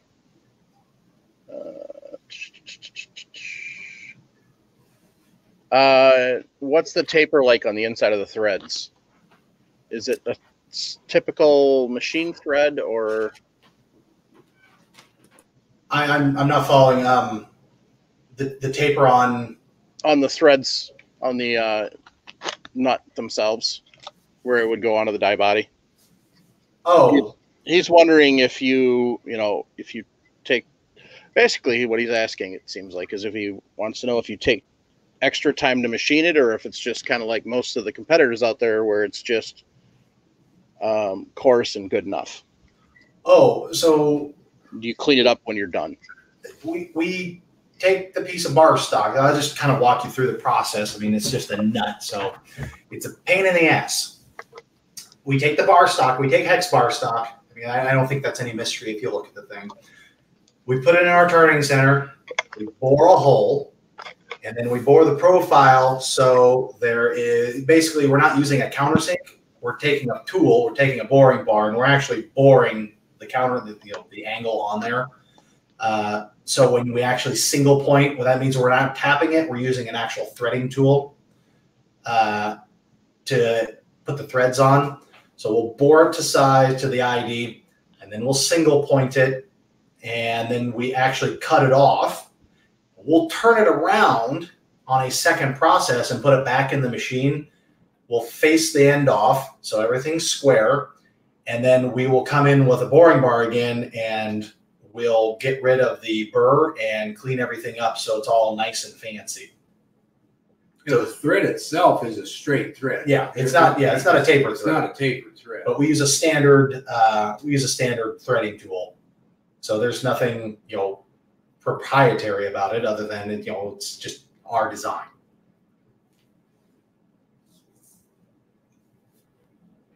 Okay. So, yeah, one of the other questions was, so no set screw, no ring, just pressure holding, talking about especially in like the auto presses. And I have each one of the dies comes with one. I have not had anybody give me any feedback on them coming loose. Yeah, So, I was just going to comment. I have not had mine come loose at all. and we listen to constructive criticism, and I actually listen to all criticism. If you want to crap on my product, I'll listen to it, because again, if it's reasonable crapping, it makes a better product for everybody in the end. So don't be afraid to come at me with problems, because we like to fix problems.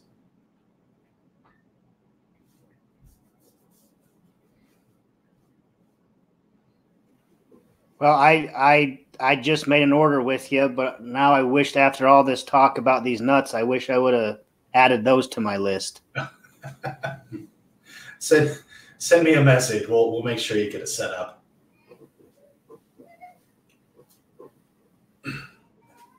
So, Mike, was we going to hit up the Cartridge Corner this week? Yeah, we can do the Cartridge Corner.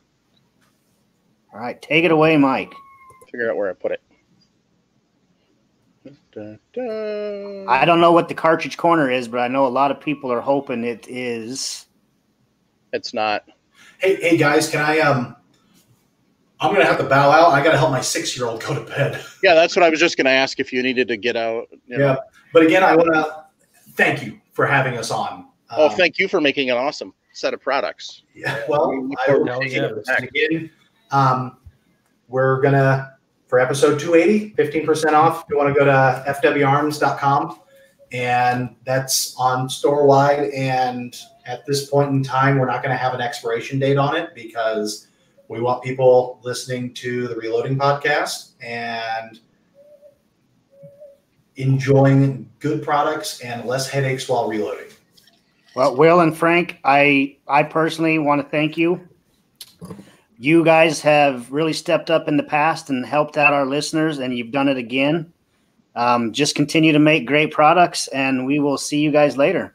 We will do so, and thank you very much. And I just want to say, Travis, you were, I think, one of the first guys that actually bought into the thing, and you sent me a message on Instagram asking about it. So, well, like I said, I know what the problem was, and when I seen what you had, I said, that's it right there.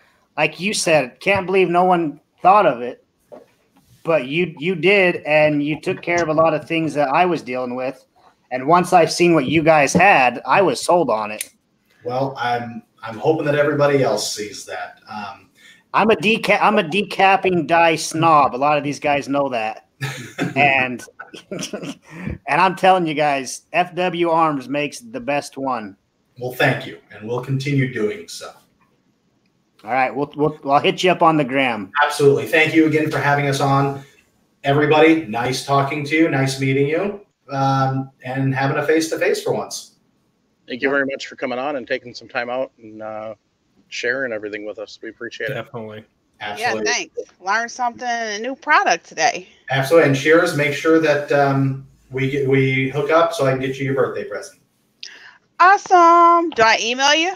Yeah, you can. Absolutely. Okay. I'll put it in a private Guys chat. have my contact information. Yeah, if not, Shrenda, I'll get you hooked up. Yeah. No worries.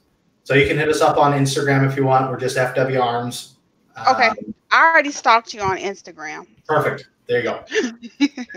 You can lurk on our page there. So, well, good night, guys, and we will be there for you. All right. Thank you. Thanks. Good night, guys. Good night, gentlemen. Good night. Right. That really was a sexy device there.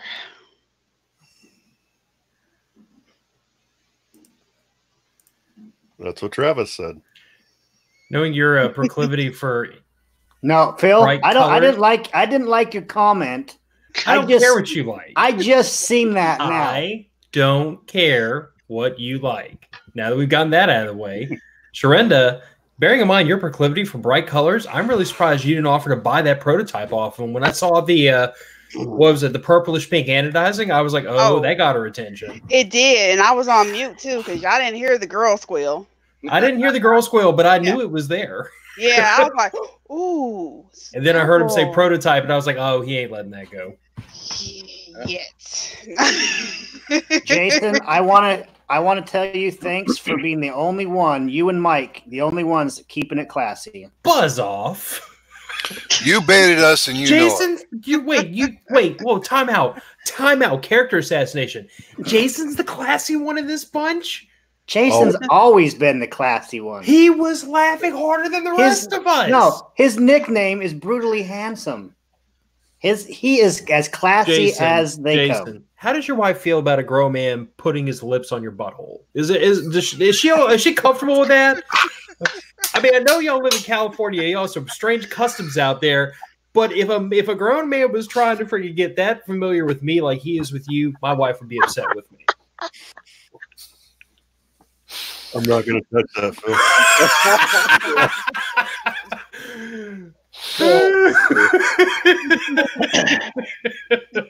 Yeah. Yes. Okay. So everyone, off to the. Nice job, Chris. Chris has a great comment in the chat. No, he didn't. He does not. Anyway, so our cartridge corner for tonight. No, it's not 280 in any way, shape, or form because we've done that in both versions, both the regular 280 and the 280 actually improved. So sorry. Yeah, we kind of didn't plan that out very well to think about that. So, at any rate, the cartridge for tonight that Jim has chosen is a goofy one. Wait a minute, Mike. Wait a minute. There's a tidbit right in between the header for that. Yep, I'll get to it. Thank you. That's all. Carry on. All right. So, the cartridge that Jim chose tonight is a different one than what was recently requested. We had somebody that requested the 275 Rigby. In the UK, it's 275 Rigby, but it's also known as a 7x57 Mauser. And we covered that one in episode 234. So that's one thing you're going to find if you hop across the pond. You're going to find that cartridges over there may be the exact same as something over here, but it's going to have a different name because, maybe it was somebody else that wildcatted it, or somebody came over here and brought it back with them, and so that person they named it after because it was the first person to see it, or vice versa. You even got that from here to South America, where South America there's some different cartridges down there that it's a base cartridge up here, but they just call it something else down there. Part of it has to do with the different sanctioning bodies, shall we say. Like we've got SAMI here, and in Europe they've got CIP. I can never remember. I'm sure Paul Nelson is screaming at me right now. Sorry, Paul. I can never remember what it is. I want to say CIP, but I'm not sure. And that's kind of Europe's version of that. They're the ones that go through and certify the cartridges and so on and so forth. So that's where you get different names. Ha! I was right for once. Paul said CIP. So, no, I'm not going to tell you what it stands for. I'm not going to tell you what SAMI stands for either. But, so tonight's cartridge is the 8x50 mmR Lebel, or the 8mm Lebel. However, by CIP, it's 8x51R. So, it was the first smokeless powder cartridge to be made and adopted by any country. I know we talked about it briefly in a couple of other cartridges when we got back into that, late 1800s, early 1900s area. But this was kind of the first one that really was truly based from the ground up, smokeless. I don't know what Paul just said wow about. I'm guessing that I was right for once. I don't know. I'll have to wait for him to comment on it. Chris Sharp to the rescue. Commission Internationale Permanente. And Jim, what's SAMI stand for? Sporting Arms Association Manufacturers Institute. Yes. And actually, Paul was amazed about how far we're going back in time. Not as far back as when Jim was a youth, but, we're going back a few years. So, it was introduced in France in 1886. It was formed by necking down the 11x59 mmR. By the way, what's the R stand for, Travis? Rimmed? Correct. Graz black powder cartridge. The smokeless 8mm Lebel cartridge started a revolution in military rifle ammunition. Standard 8mm Lebel military ammo was also the first rifle ammo to feature a Spitzer boat-tail bullet, which was adopted in 1898. So they were using that bullet 12 years before it was actually adopted by most militaries. So, excuse me just a second. While you're muted, Mike, I'd like to ask you, or I'd like to throw the question out there. Why was the boat tail bullet actually designed? Who knows? Because she flies better, Jim. Absolutely not. Somebody was bored. For ease of loading. Exactly, Phil. They discovered incidentally that it actually has a dramatic increase, or a reasonable increase in the BC. Yep. So it was kind of a double bonus. Fortuitous is the $20 word. I don't know any $20 words. You can use that one then. Fortuitous. Sweet. Fortuitous. See, I went to college for 4.5 years to learn that. Well, at least you learned something. Yeah, I also learned a lot of stuff I use on a daily basis in my job, but you know. Yeah, well, that's minor details. Anyway. Back to the Lebel. So, the long-range ballistic. So they found out that this actually worked pretty good, especially with the boat tail. The ballistic performance, especially long-range, was exceptional for its time. Magazine was tube-fed, so the 8mm case was designed to protect against accidental percussion inside the tube by a circular groove around the primer cup, which caught the tip of the following pointed bullet. Excuse me. However, the shape of its rimmed bottleneck, having been designed for Lebel's rifle tube magazine, also precluded truly efficient vertical stacking inside a vertical magazine. Bolt thrust of the 8mm Lebel is relatively high compared to other service rounds used in the early 20th century. Although it was once revolutionary, it was declared obsolete after World War I and soon was replaced with the 7.5 by 54 French round. So what they mean by bolt thrust is the actual force required to operate the bolt. Yes, it's more detailed than that. No, I'm not going to go into it. So, excuse me. So, one thing to keep in mind is there is also an 8mm Lebel handgun cartridge. However, it is not the same, and neither is the ammunition. It's not interchangeable. You can't take the 8mm Lebel handgun ammunition and use it in a rifle and vice versa, because it's not even the same. So originally, it was the original bullet for it was a copper nickel jacketed, lead-colored, flat-nosed wad cutter style bullet, which had been designed by Lieutenant Colonel Nicholas Lebel. The flat point or flat nose of the bullet had been designed to be totally safe inside the Lebel's tube magazine, i.e. 30-30. Stuff like that. So, it was Paul Vielle, I don't know, Vielle. Was a person that actually created the nitrocellulose-based powder in 1884. Tested it, finally found it was working. So, and as Paul Nelson added it in the chat, smokeless powder was kept a secret when it was first released because it was a military advantage. Now, instead of having your battle line where after they pull the trigger, nobody can see anything. Now you can actually see, and you can have a follow-up shot, and et cetera, et cetera. Now, the thing with smokeless powder, it's kind of a misnomer because it's not really smokeless.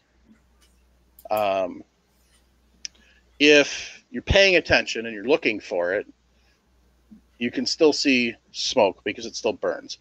it is not as prevalent as black powder. Anybody who's ever seen black powder versus a regular round fired, quite a bit of difference in the smoke creation, so content. At some point in time, I will actually get black powder 40 cal rounds, and I will go out and I will shoot those, and I will shoot modern smokeless rounds at the same time, and do some video to compare, so people can kind of really get an idea. Now, obviously, rifle clouds are bigger, so.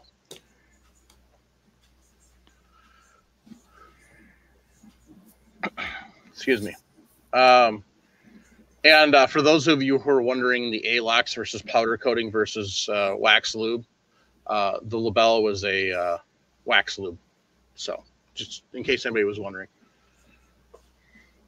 So that explains why Jim really likes ALOX, because as he was growing older, ALOX was a huge improvement over the wax lube. So now we've got the answer to that question, Travis. Now you can quit giving him crap about powder coating. Mystery solved. See, there you go. Anyway, there's a bunch of drug designs and stuff on the bullets. So one of the problems that this had is, even though it was a huge step forward in ballistic performance and everything else, there was some serious problems with the cartridge design. One of the problems was the parent cartridge. Had a really thick rim and a rapid double taper because they necked down an 11 millimeter down to an 8 millimeter. So it was kind of like a double step. Would cause problems for standard magazine feeds.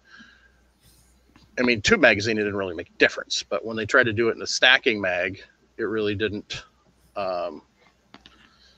It really didn't play nicely. So, one little tip. Even though you can actually go and buy brand new from Partisan, sorry, I always screw that name up. You can actually reform 348 Win brass to make them if you happen to have a firearm that shoots this. So, kind of, you know, so after World War I, they realized it was just, it wasn't as good as it used to be, and they could do better. So they kind of really got serious and came up with a new cartridge, which was the 7.5 French. The problem was, we're talking, the 7.5 French was really realistically very viable in 29 and 30. Well, as everybody knows, really wasn't, you know, France really wasn't in any sort of shape after World War I. And then as they were starting to get back on their feet, we get the Depression in America, which then affected worldwide. So they kind of went back down. So that's why the 8 millimeter Lebel was used for so long. You know, you're talking mid 1880s till the 30s. I mean, there was still French troops that actually had that cartridge at the beginning of World War II. So, as far as rifles and stuff. So, but it's fun to take a look at some of these old cartridges, especially like this one, which was truly the granddaddy of smokeless cartridges. Now you will, as we go along, you'll find that there's some other rifle and pistol cartridges that were made from black powder cartridges. So,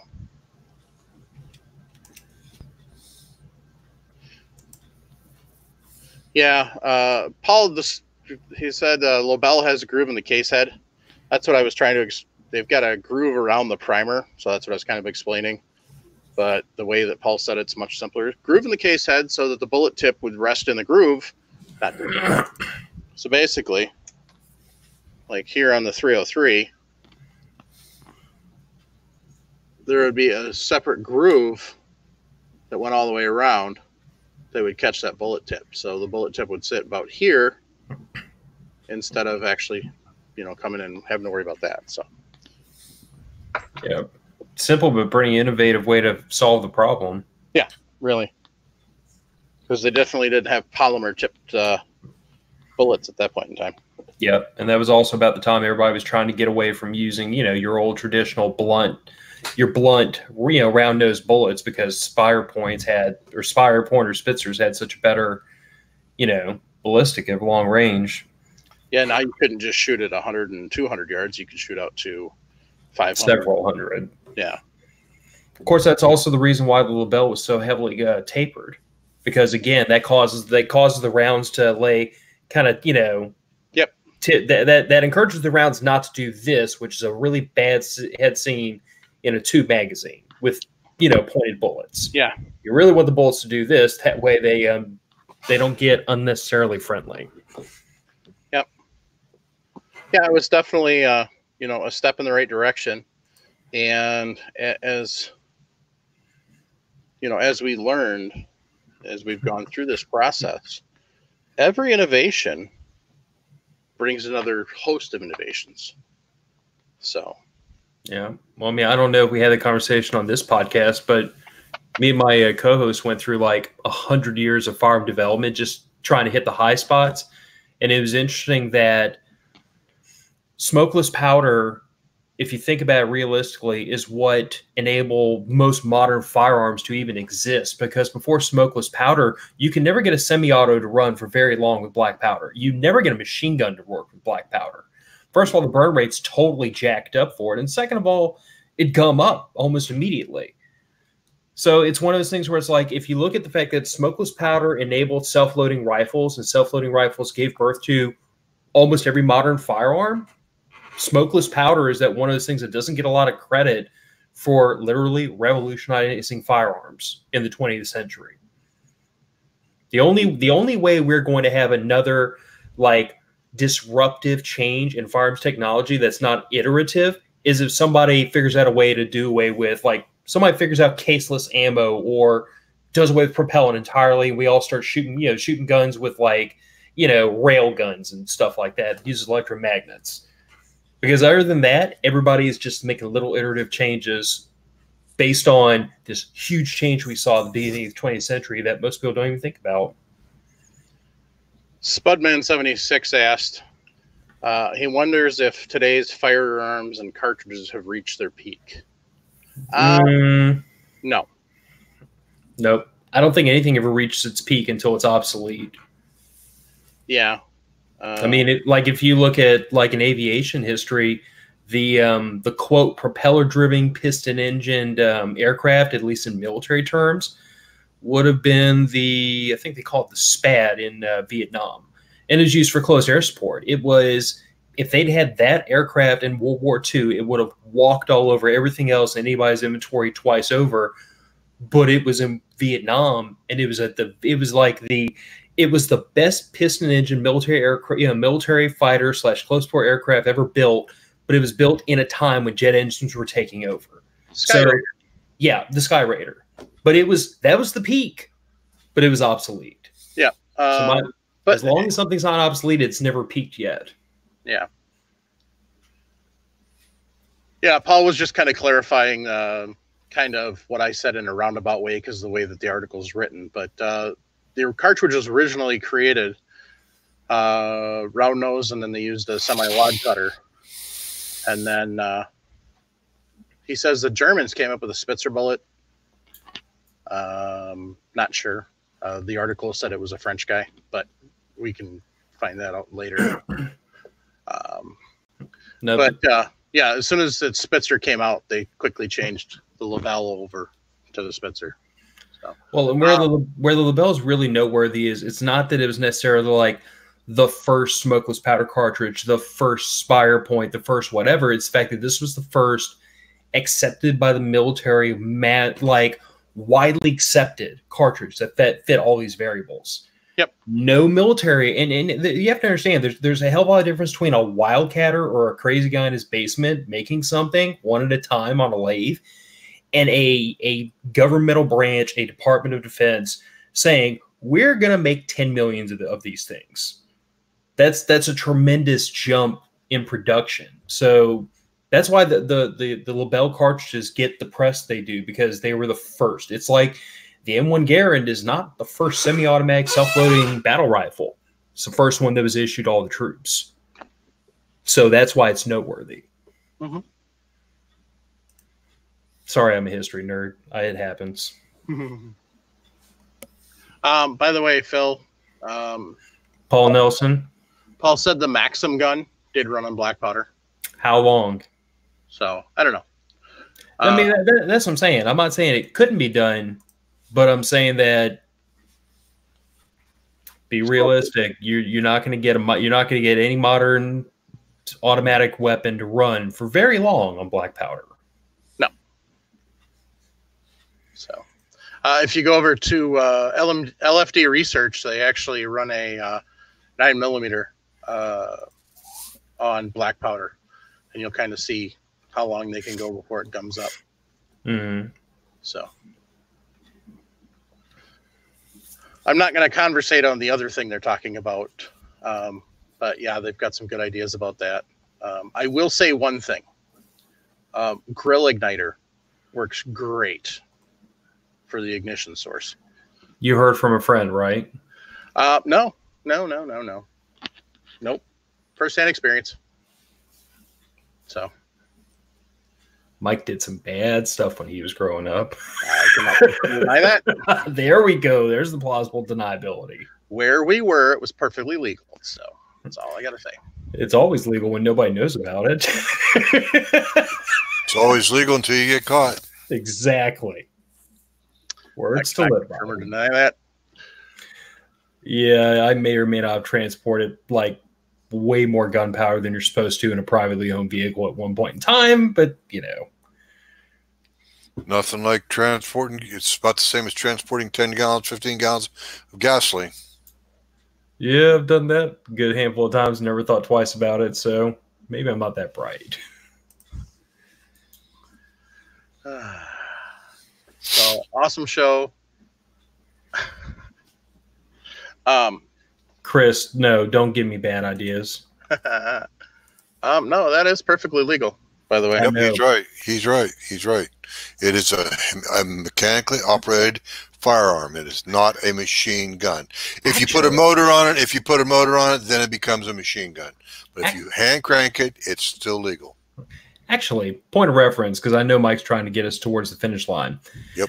Has anybody in this show heard of CHAG munitions? Yes. Okay. Do you know where I'm going with this, Mike? It is Uh, perfectly legal in the United States of America to own a cannon because it is muzzle loaded and black powder, and it's not regulated. That's Correct. right. So I really want to. I mean, if I had money, like serious podcast money that I don't make, by the way, to throw around, I would really consider getting my buddy John to make me something I could use for home defense. You know, something to load with grape shot to sit in the living room, just in case. top of the stairs. I don't have stairs. Oh, you live- better. You have my point is- chainmail, don't you? Huh? You have chainmail, don't you? Is that in your prepper bag? I can neither confirm nor deny. The original body armor. But we're getting way off topic. Why? Cannons are reloading. One at a time. So, but yeah, I want to just take time to thank everybody who tunes in every week, especially the groups that give us feedback, whether it's here on the live chat or after the fact once we post the podcast. Which, yeah, sorry, it's been a challenging couple of weeks. Or so they're still talking about cannons. You could do what they did on Mythbusters, which is to make a duct tape cannon. Go look it up. And it actually worked. Them boys are wrong.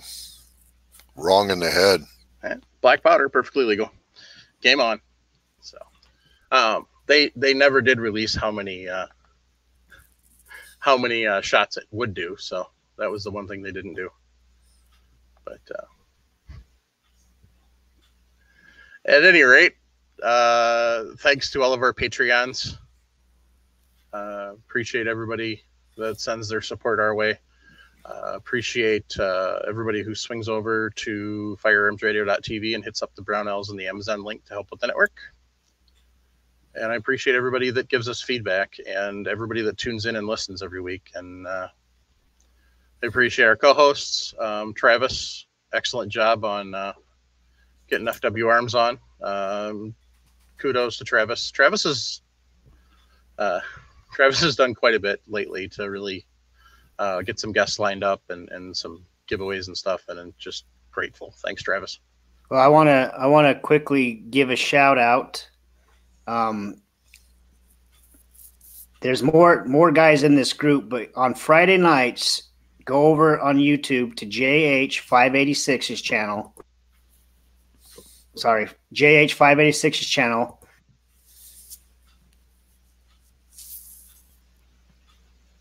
Travis froze up. I think so. Sharanda, what's the name of JH586's channel? Can you tell us? You're muted. You're muted. You're muted. That is the name, but I'll post the link too. Please do. Yeah. There you go. Good one, Chris. Chris Sharp posted, good job, Travis. He froze up. I'll get castigated for that again. Yeah, there's some cool stuff out there if you start looking around for cannons and stuff. And because as long as it's muzzle loading, it according to the rules, it's perfectly legal, and you do not need any sort of permits or licenses in most areas. However, check your local rules and regulations as your mileage may vary, especially for like Mr. Trumbo. So I'm pretty sure if it involves fun, California has made it illegal. True story. Yeah, well, guess who has to travel to Chicago? Bless your heart. Lucky you. Oh, jeez. When are you going to Chicago? This weekend. The hell for? When your friends who are like your sisters need you, you go. I think I'd buy a plane ticket for my friend to come see me.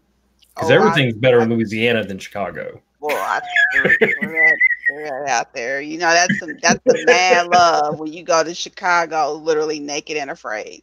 Right? Yeah. I think I'd go wearing a plate carrier. Man. So. And All no right, coffee gang. pot. What? And no coffee pot. We ain't that good of friends. I have it on good status that or good information. There's lots of places to get coffee in Chi-Town. Do I really want to leave the house with nothing? Trump up. Eat Street. Yeah, don't get caught. If you don't get Word caught, at. whatever you do. Yeah. Yeah, don't get caught. Willie Bullet Man has jokes. So Phil, Chris's comment reminds me that Phil is running out of personal time. In other words, he has way too much crap. He has the proverbial 10 pounds of crap packed into a 5-pound bag. So Phil's not going to be on a regular basis for a little while, or maybe for longer. Depends, on how Phil's schedule goes. But when he has time, he's still stopping by because he's more than welcome to join us anytime. And Phil, where can they check you out weekly? Well, part of the reason I'm having to pull back from Reloading Podcasts because I've got some obligations to my own podcast, my own things that I've had to let slide. I've got to get back on track.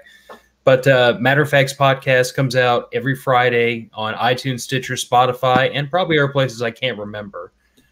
But we're also on Facebook. We're on Instagram, MOFpodcast.com. We're not hard to find.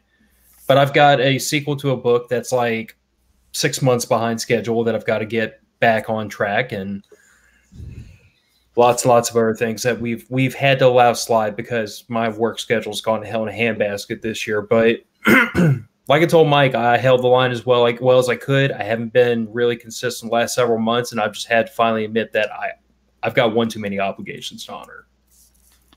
But that said, like I said before, if ever y'all need a pinch hitter or have a topic you think I might be able to add to, just drop me a line. You bet. Worst I could say is no, but you know, on an infrequent basis, I can see myself dropping in. Yeah. So, even though Chris does blast you, Chris Sharp, he says on a serious note, I do like your podcast. That's great. I appreciate that, Chris. And it is. So. Coming from Chris, that's a high compliment. Well, and I take it that way. Like I said, my co-host and I put a lot of effort into it, but it's one of those things where the last 6 months we've kept the podcast itself going, but everything we were supposed to, not all the ancillary stuff. Oh no, all the ancillary stuff went to hell in a handbasket. Like we've got like 3 or 4 big projects we were supposed to be getting on, and none of it happened because it's just I didn't have the time, and my co-host didn't have the time, and I've come to that point where it's like, you know, a 2-hour time block once a week would definitely help me get back on track. I hate to say it that way, but that's where I'm at. No, and that's life. So I know how it goes. So, well, speaking for myself alone, thank you, Phil, for everything you have done for us. Oh, I haven't done that much, but I do appreciate it. I'm just here to offer a little bit of perspective every now and then. Travis's computer crashed, so. Oh, well. Yeah. But, all right, gang.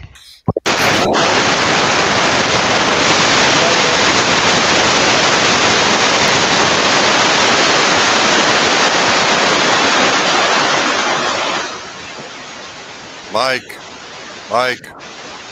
Hey, Mike. You're making some hellish static. Mike, you were It was Mike. Some hellish static. Whoa. Mute the mic. Literally.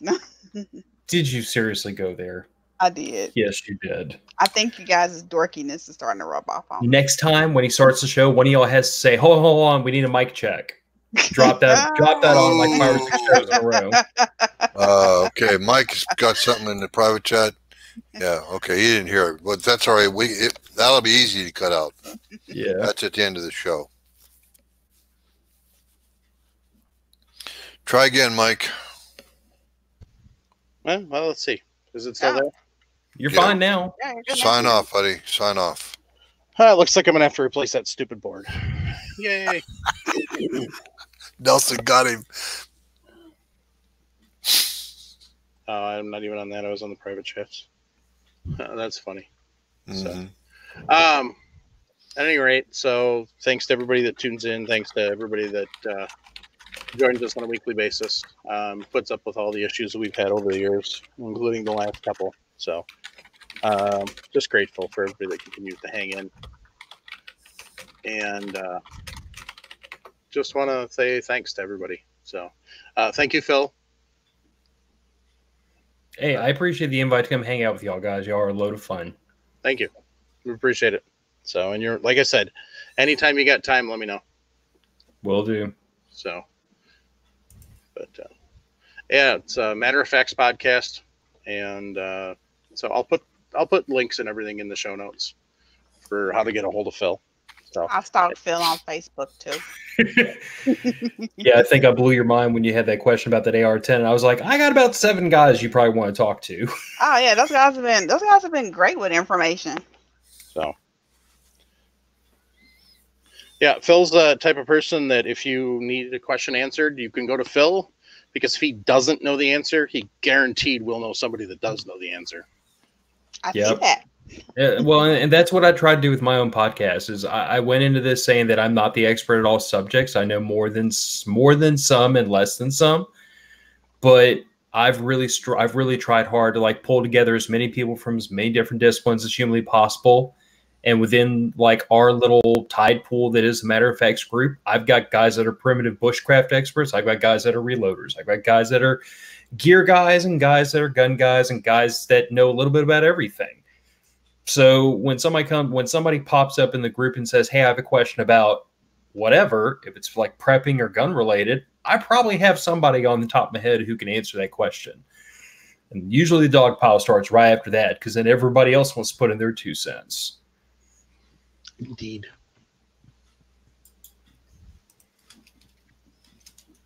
All right, gang. On that note, keep your brass shiny. Be an asset, not a liability. Where are we going? Phil? I thought it was Trenda next. Whatever. Guys, buy it cheap and stack it deep. Thanks again. Show a Phil. lady how to reload. She just might enjoy it. Oh! That was naughty. Take somebody like shooting. Take somebody shooting. Teach them to reload. Support the Second Amendment. Whatever it takes. Squeeze! Don't yank that trigger. Squeeze, don't yank them